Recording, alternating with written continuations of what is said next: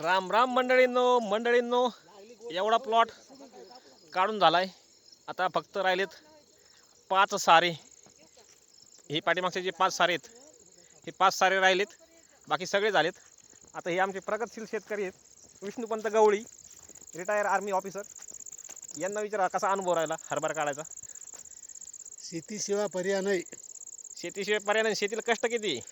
कष्टाशिवाय पर्याय नाही. हां, कष्टाचा मोबदला मिळतो का शेतकऱ्यांना. नाही मिळाला तरी आता काय केल्याशिवाय मार्ग नाही. हां, तर हे असे शेतकऱ्याचे हाल आहेत.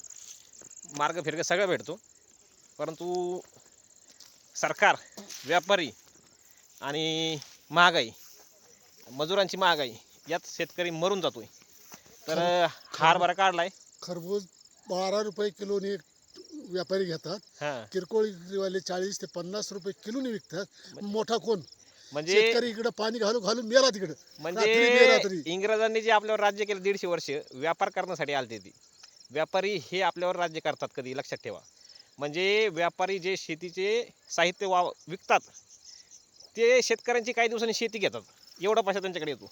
शेती करून पैसा येत नाही, शेती विकूनच पैसा येतो. परंतु शेती विकायची नसते, शेती राखायची असते.